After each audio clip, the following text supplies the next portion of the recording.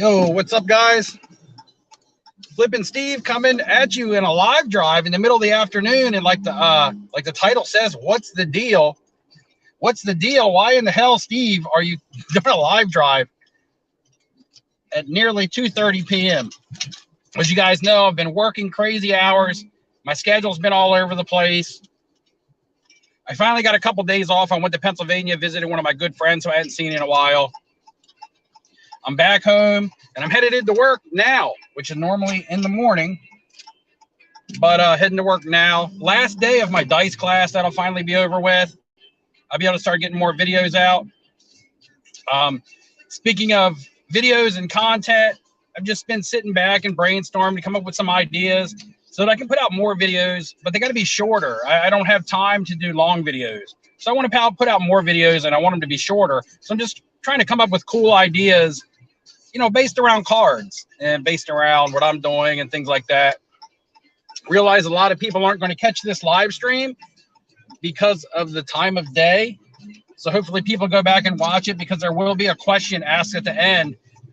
I want to get 3 people from this live stream entered for the national giveaway. If you haven't heard, doing a giveaway to the national Friday and Saturday night, a room at the Borgata in Atlantic City so far, and probably going to include some airfare and things like that, because I'm having a lot of people from the community, well, not a lot, but a couple people from the community reach out to me and want to help. So we're just going to make the trip better through other people. So, like I said, been sitting back watching some content. We got Dakota giving us his thoughts on PSA and saying he's not creating shot content, which I thought was awesome. Neo, doing his card trimming updates and things like that. Got Dustin had a fun video out about 5 expensive cards that sold recently, and I've just been catching up on the stuff. AIH, I was busting up laughing at AIH's last couple videos about the Gary V friend stuff with the Gratitude Gorilla possibly being a stolen name and the Determination Dolphin. He come back with another video saying that they claimed that it was copyrighted, that they own the copyrights, but even still, it wasn't very original, even if they bought the copyrights off somebody else. So I thought that was hilarious. I caught Merle and the Great Curators live stream, a big portion of it the other night. I like the way they talked about, their pop culture cards, because you guys know I love to buy that stuff. I collect that stuff big time. I've been buying a lot of it myself recently, because I've just been finding really good stickers and things like that to put in my PC, and how they addressed talking about things that they like as not, as not being a pump, which I totally agree with. I think it's fair game to talk about the things that you like to collect without being labeled a pumper. I kind of like that portion of their live stream as well. And Merle has invited me on to talk about music cards. As you guys know, I love the music cards, and so does he. Now, some experiences I've had selling this week I want to touch on. You guys are well aware, I did a video on this, actually. I put out a video last week or 2 weeks ago about a Cristiano Ronaldo sticker that got shilled up. It was one of my auctions. It got shilled up. I knew it wasn't going to get paid for. I had to cancel the sale and relist it. Well, it was relisted. I ran it for 5 days, and with about 2 hours left, I go into the bid history and look, and the same 3 accounts are starting to shill up the exact same card. The exact same 3 people that shilled it last time were starting to shill this same card of mine. So I went in, I blocked all 3 of those accounts, and I canceled their bids. So it took the sticker back down to a realistic price. Those people were not able to get in and shill it back up. And it ended up selling, and it was bought and it was paid for at about the $140 or so mark, which I expected it to go for. That was the fair market value. That's what I thought I would get for it. Not this shill bid of $300. Like I said, it was not worth that much, like I told you guys last time. I didn't want anybody to see that as an eBay comp and go out and think that it was $300. But anyway, somebody was trying to shill up a 2006 Cristiano Ronaldo World Cup sticker PSA 9, 2 separate occasions. So there might be somebody out there with some of those that they're trying to sell. I do not know. It doesn't even have a high pop count. I've had some good experience. I've sold probably like 10 items on eBay, maybe 3 on Instagram. I will tell you about another deal that actually fell through where I had 2 items on eBay. Somebody messaged me. They wanted to deal with me on Instagram for the same 2 cards. So we came to a deal. We came to a money amount. And they said, this was like on a Friday, I believe. And they said, I won't have the funds until Monday. Do you mind holding the cards for me? And I was like, no, that's no problem. We made a deal. I'm in no rush. They said, I can send you $200 deposit on PayPal right now. And I was like, no deposit needed. I trust you to pay for it. Everything will be cool. So Sunday night, I had someone message me on IG and ask me about a card. And it was one of the cards that I had recently just sold to the person on IG. So I went to message that person back and tell them that I had sold it. But because I have so many Instagram messages and a lot of names that I'm unfamiliar with, I messaged back the person that I had sold it to and that I was holding the card for. So I messaged the person that I was holding the card for. I just sold this card for this much, is what I messaged them. Accidentally messaged the wrong person. I meant to be messaging the person that was asking me if the card was still available, but I messaged the person that I was holding the card for. So just a dumb mistake on my part. However, it seemed as if the person I messaged got bitter and was like, oh, well, I thought we had a deal. Never mind. I guess we're done here, is what they messaged me. And then I messaged them back and I was like, oh, no, I'm sorry. That was a mistake. That was a confusion. I was supposed to send that message to someone else. The card is still yours. It's still good if you want it, available, this, that, and the other. I even messaged them on eBay from their original message. They have not responded to me at all. So either they've blocked me or they just wanted to back out of the deal, lost interest. I'm not really sure, but they no longer are answering any of my Instagram messages because I accidentally messaged them that I sold the card. I had sold the card, but in real life, I had sold it to them, the person I was messaging, by accident. So that was unfortunate. That card has since been put back on eBay and has reached my minimum bid, so I'm going to sell it regardless. But that person missed out on a deal, and a deal fell through for me as well, just based on me messaging the wrong person. What else has happened? I've had something else, another sale. Oh, I just finished closing a deal for a big card of mine to sell. And a lot of negotiation going back and forth, probably for at least 4 days, going back and forth with price, value, some trade included, the cash included, all kinds of stuff. And we finally wrap up the deal, and the person that is going to get the card from me says, I have to leave for Italy in 2 days, and I won't be back till May 16th. So I said, okay, well, I'll hold the card. The deal will be on hold. We'll close the deal on the May 16th. So we'll see what happens between now and then, if that deal holds up till then, or if it gets canceled as well. I've pulled my card off of the platforms, and I've basically made it unavailable at least till May 16th. So hopefully that deal, with all the teeth pulling that went on with that deal, hopefully it goes through when this person gets back into the country. But we'll see. I did not try to voice message Ziggy. I didn't try to voice message, but I left about 6 or 7 different messages. I even said to the person, I said, this was even on the Tuesday after they were supposed to pay for it on Monday. I said, are you still interested in the card? Please let me know. If you're not interested, I don't mind. I just want to list them back on eBay, because I had pulled them off eBay for this buyer. So I was like, hey, at least let me know if you're interested or not. Maybe you need more time. Either way, let me know. That way I know if I can relist it or not. They still never even got back to me and said, I still want them, but I need more time. I don't want them. They didn't tell me anything, so I had no choice but to go ahead and list it.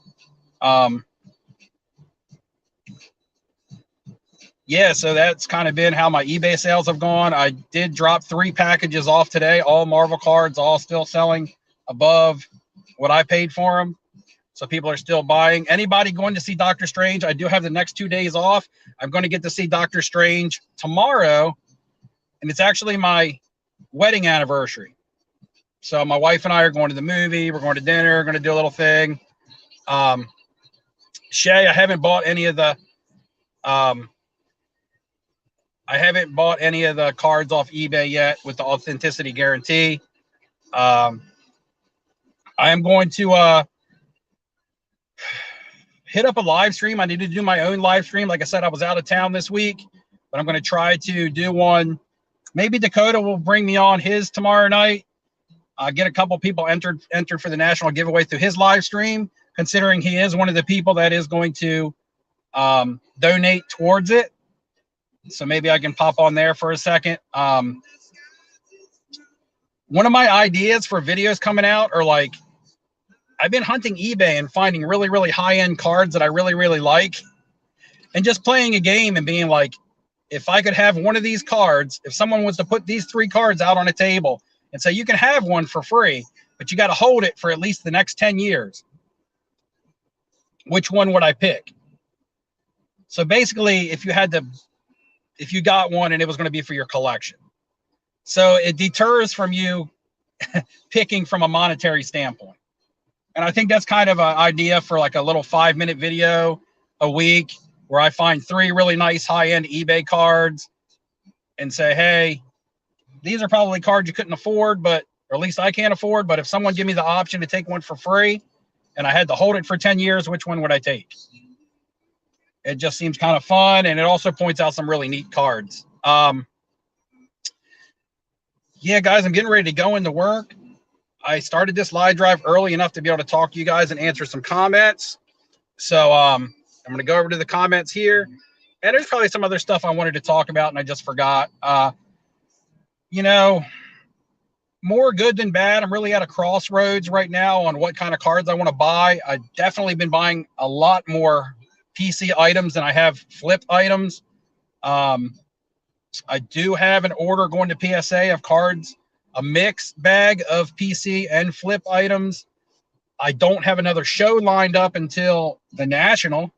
There is a Chantilly, I think, in June between now and the National, which I will be able to make the Saturday of that.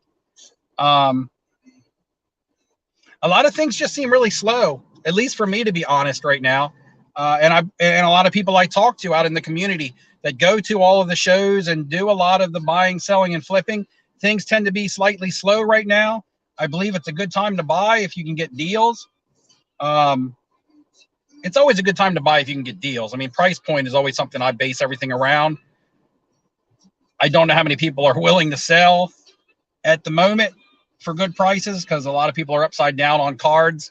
We are in a bit of a lull period, whether it be with inflation, which is definitely here, people predicting a recession, which is probably true. But, you know, if you follow cycles, we have recessions all the time. It won't be the first recession of my lifetime. It won't be the last. So, you know, for people who have disposable income, it's probably a good time to buy a couple cards that they've always wanted.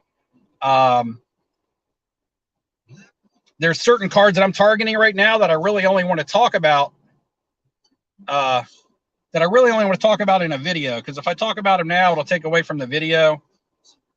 But it's a dying breed of card, guys. It's a dying breed of card. And anybody who says not is kidding themselves.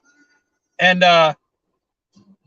unless Fanatics changes things. I will say it's on-card autos. On-card autographs are a dying breed. It's just much easier. You know, these Panini found out through COVID, using COVID as an excuse to use all these sticker autos. And they found out that it's a lot easier from a business standpoint It's probably saves them a lot of money from the business standpoint, and the possibilities are endless for the cards that you can make. I mean, look at some of the stuff that Leaf puts out, where they got Messi, Ronaldo, Pele, and like there'll be somebody else crazy on there. It'd be like a soccer, you know, and it's basically a mix and match of stickers. We're going to make a piece of cardboard and we're going to do mix and match sticker book and create all these different dual, quad, triple autos of anybody that would normally be an impossible card to get. To me, I don't like that. I don't like it. It's not organic. It doesn't have that special feel. I have a Peyton Manning, Dan Marino on-card co-signers card. It's one of my favorite cards in my collection. And the fact that Dan Marino and Peyton Manning were either together in the same room or at the same game, they both handled that card at one time or another. So, you know, rather than they sent a roll of stickers back to Panini and Panini just was like, okay, we're going to make a Dan Marino Peyton Manning card. And now we're going to make a Dan Marino John Elway card. And now we're going to make a Peyton Manning, Eli Manning, Archie Manning card. You know, there's no, it's not organic. It's very factory. Personally, it's just not my thing. So I think on-card autographs are a dying breed. Dual autos, triple autos, and quad autos on card is what I'm targeting. Dual autos that have something special. And you can look at it and you can see in the price. I watched a immaculate dual auto numbered out of 25 of Isaiah Thomas and Joe Dumars on card and the other night. Now you may say Joe Dumars autograph cards are only, you know, 40 or 50 bucks. Isaiah Thomas on card autos are only 80 to 100 bucks depending on what you buy. So if you buy them separate, you can get Dumars for like 50 bucks. You can get Isaiah Thomas for like 100 on a high end. It's $150. However, this immaculate dual went for nearly $450 because it had a specialness to it of two guys who played on the Bad Boy Pistons in the backcourt together. Their names are synonymous together and they're on the same card and they both handled that card. Okay. It wasn't something that was just stuck together. So I see where the hobby is starting to look for cards that are more special and have something to them. Yeah, like Jordan, you said, it does open up a lot of possibilities. You know, I saw a Leaf card with like Cal Ripken, Larry Bird, Hulk Hogan, and Wayne Gretzky or something on it. And I'm just like, did they just put names in a hat and draw them out and stick them on a card? So that was kind of my take on that, guys. I have to get ready to go in. I probably missed a lot of the talking points that I was going to talk about just because I got talking to you guys. I just wanted to catch up. We'll have a video and a live stream on the way. I'm going to see Doctor Strange tomorrow afternoon. Maybe I can get on a live stream with some live stream with everybody else. Go out and watch your favorite content creators, guys. You don't have to like the same people that everybody likes.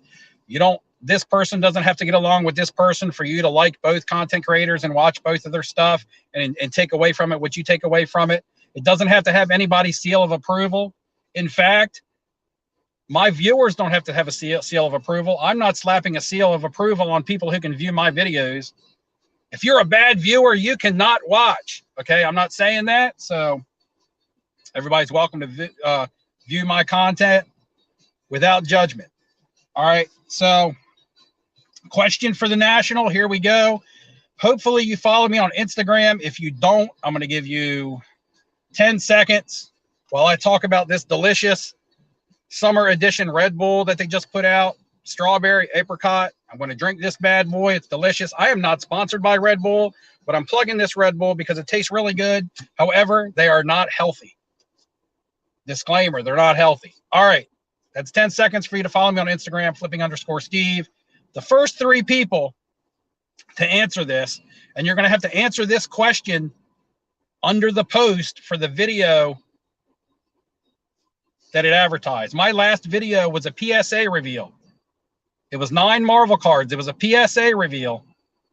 I got 1 Gem Mint 10. I got 1 Gem Mint 10. Head over to my Instagram. Go to the go to the post for that video and comment. The first 3 people to tell me what that Gem Mint 10 card was will get their name entered into national drawing. Everybody can qualify. You can be a content creator. You can be a friend of the channel. Everybody. It's going to be fair and square for all. All right, guys, I got to go to work. I got to get this done. Enjoy my weekend with my wife and watch a movie. And I will see you guys next time around.